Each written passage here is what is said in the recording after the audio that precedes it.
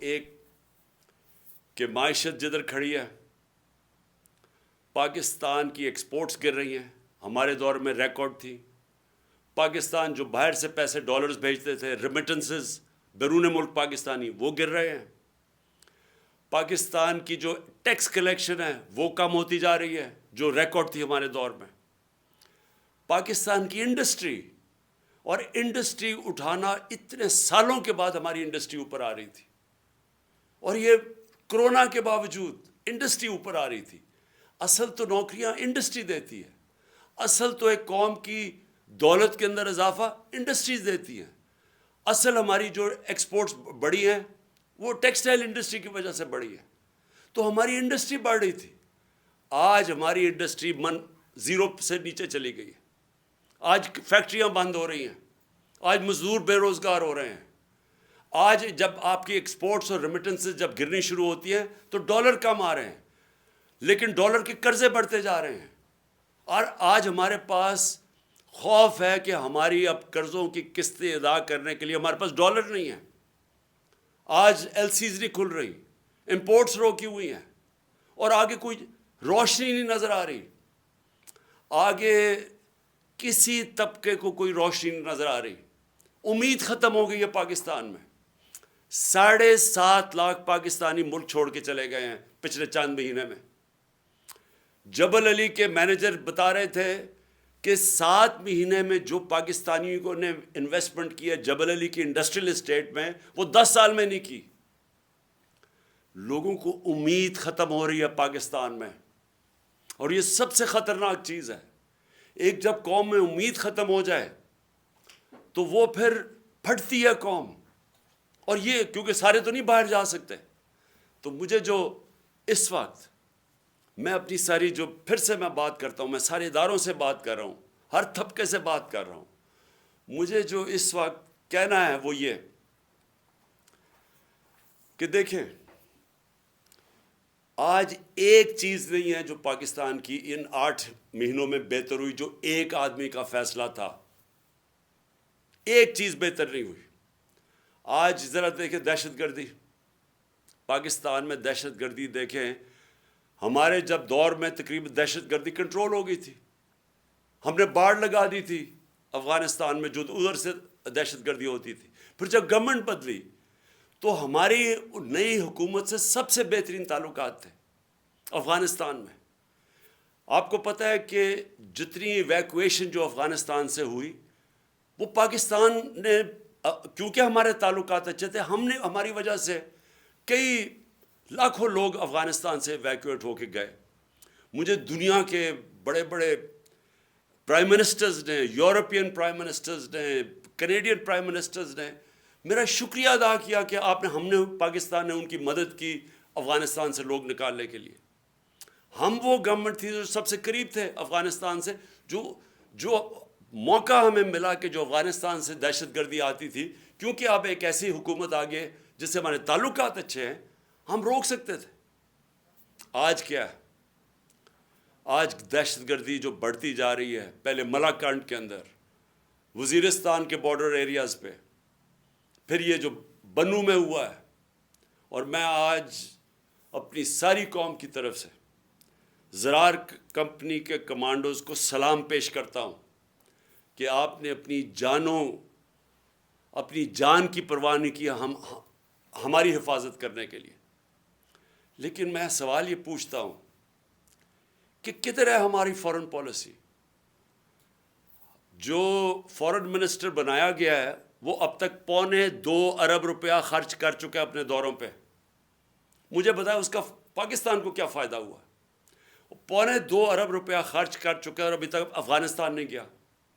ہمیں تو سب سے زیادہ ضرورت ہے کہ ہمارے افغانستان سے تعلقات ٹھیک ہوں، تاکہ یہ جو اب مسئلے مسائل آ رہے ہیں، ہماری جو دہشت گردی ہے، جتنے ہمارے اچھے تعلقات ہوں گے اتنی بہتر چانس ہے کہ ہم دہشت گردی کے اوپر قابو پا لیں۔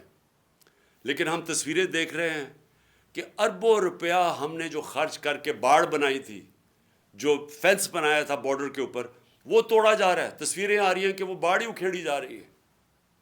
تو کدھر ہے ہماری فورن پالیسی؟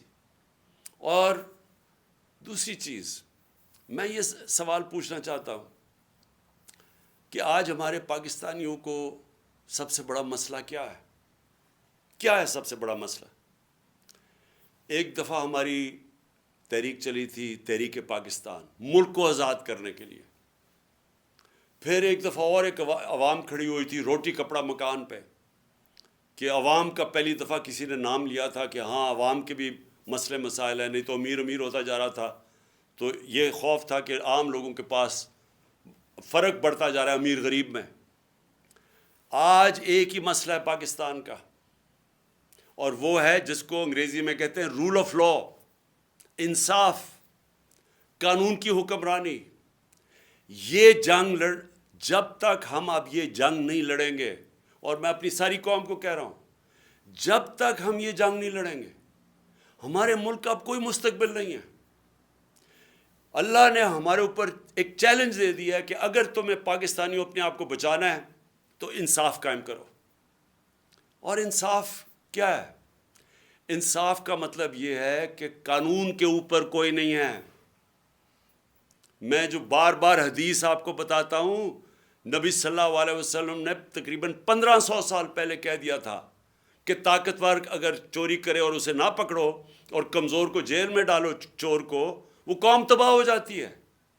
ہم تباہی کی طرف جا رہے ہیں اگر ہم اس ملک میں انصاف نہیں قائم کرتے. آپ کے سامنے اعظم سواتی ہے، کس چیز کے اوپر اس کو سزا مل رہی ہے؟ کہ کیا اس نے کہا کہ جنرل باجوہ نے اینا روٹو دیا ہے؟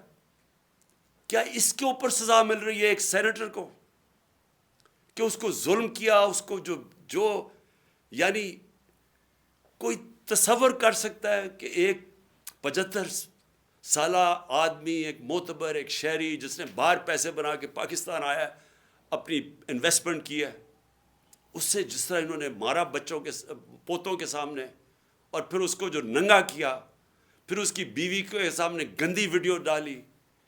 ہمیں یعنی میں سوچتا ہوں کہ اللہ ہم کتنا اور گریں گے. یہ جس ایک آدمی نے فیصلہ کیا ان چوروں کو مسلط کرنے کا، ہمارے سے یہ چور ہضم کروانے میں ہم کتنا اور نیچے گریں گے. کیا کیا نہیں ہوا کہ گندی ویڈیوز، کوئی آڈیوز نکل رہی ہیں، بچے ہمارے دیکھ رہے ہیں، سارے سوشل میڈیا پہ گند دیکھ رہے ہیں، صرف اس لیے کہ کسی طرح بلیک میل کیا جائے، بس کسی طرح یہ ہم ان چوروں کو ہضم کر لیں، کہ ہم کہیں جی یہ جو چور اوپر آپ نے مسلط کیے ہیں، جو کہ جنہوں نے 30 سال سے ملک کو لوٹ رہے ہیں، وہ لوگ جو کہ 60% سے زیادہ کیبنٹ ضمانت پہ ہے، کرپشن پہ، اور وہ جو کہ ہر روز کیبنٹ بڑھتی جا رہی ہے. ایک طرف ان کے اوپر خزانہ خرچہ جا رہا ہے، پنجاب کے کوئی 170 ارب دینے ہیں، ادھر پختونخوا، اب پختونخوا کی حکومت کو ذمہ دار ٹھہرا رہے ہیں دہشت گردی کا. پیسے تو دیے نہیں ان کو. ہم نے کیوں زیادہ پرانا قبائلی علاقے کے لیے ہم نے کیوں سب سے زیادہ پیسے دیے تھے پرانے قبائلی علاقے کو، مرج ڈسٹرکٹس کو؟ کیونکہ ہمیں تب بھی پتا تھا کہ اگر ہم نے وہاں ڈیولپمنٹ نہ کی اور وہاں مدد نہ کی، کیونکہ جو سب سے زیادہ وار آن ٹیرر میں علاقہ متاثر ہوا تھا، وہاں پھر سے مسئلے شروع ہو جائیں گے.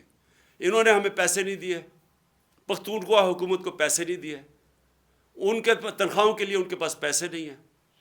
گلگت بلتستان والے وہ کہہ رہے ہیں ان کو پیسے نہیں دیے، آزاد کشمیر گورنمنٹ کہہ رہی ہے وہ پیسے نہیں دیے، پنجاب جس طرح میں نے کہا وہ کہہ رہے ہیں 170 ارب روپیہ نہیں دیا. تو اگر پختونخوا میں پیسے نہ خرچ کیے گئے، اور یہ جو مرج ڈسٹرکٹس کے اندر پولیسنگ کے اوپر نہ انہوں نے زیادہ اس وقت انویسٹمنٹ نہ کی، نوکریاں نہ وہاں ملی، اگر خدا نہ خواستہ پھر سے وہاں دہشت گردی شروع ہو گئی، میں آج آپ کو یہ کہہ رہا ہوں کہ ہمارے ملک کے آگے جو پہلے ہی ہمارا ملک کے معاشی حالات کبھی بھی اتنے برے نہیں تھے، خدا نہ خواستہ اگر دہشت گردی شروع ہوگی تو سب کے ہاتھ سے نکل جائے گا. تو آخر میں صرف یہ کہنا چاہتا ہوں کہ یہ جو پنجاب میں مذاق ہو رہا ہے، ہمارا ہم اپنی حکومت سے ڈیزالو کر رہے ہیں، یہ ہمارا آئینی حق ہے کہ ہم الیکشنز کروائیں. کیوں ڈر رہی ہیں الیکشن سے؟ یہ ہم خود اپنی 2 حکومتوں کے اندر الیکشن کروانے کے تیار ہیں. یہ کیوں اتنا زیادہ تماشا؟ کبھی گورنر رول لگا دو، کبھی کہا جی ہم چیف منسٹر کو ہٹا دیں گے. یہ کیوں کہہ رہے ہیں؟ کیونکہ یہ ڈرے ہوئے ہیں عوام سے، یہ الیکشن سے بھاگے ہوئے ہیں. وہ جو باہر بیٹھا ہوا ہے مفرور ایک مجرم، وہ ڈرا ہوا ہے الیکشن سے، اور دوسرا آصف زرداری ڈرا ہوا ہے الیکشن سے. انہوں نے اتنی زیادہ چوری کی ہے اس ملک کی کہ ان کو خوف آیا ہوا ہے. ساری ان کا ایک 1 پوائنٹ ایجنڈا ہے چوری بچانے کے لیے. پہلے چوری کرو پھر اس چوری کو بچاؤ.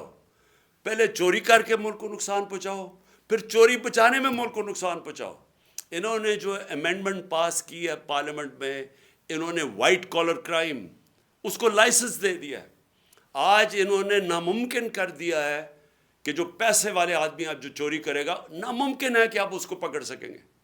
نیب کے قوانین انہوں نے ایسے بنا دیے ہیں کہ انہوں نے لائسنس دے دیا چوری کے لیے.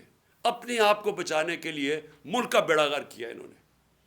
اور آج سوال کیا ہے کہ ساری قوم کو پتہ ہے، سارے جو چاہے وہ اکانومسٹ ہے، چاہے وہ بزنس مین ہے، چاہے وہ پروفیشنلز ہیں، سب کو پتہ ہے کہ اس وقت اس دلدل سے نکلنے کا صرف ایک راستہ ہے، صاف اور شفاف الیکشن.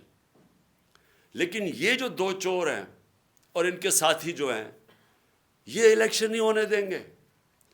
اپنی ذات کے لیے ملک کی ان کو کوئی فکر نہیں ہے، کیونکہ ان کا پیسہ باہر پڑا ہے. ان کو کوئی فکر نہیں ہے کہ اگر ملک نیچے جاتا ہے انہوں نے باہر بھاگ جانا ہے. میں پھر سے آخر میں اپنے اداروں سے پوچھتا ہوں کہ کیا آپ کو ملک کی فکر ہے یا نہیں فکر؟ میں آپ سے پوچھ رہا ہوں، سارے اداروں سے جن کا سٹیک پاکستان میں ہے. میں ان کی بات نہیں کر رہا جن کا سٹیک ملک سے باہر ہے.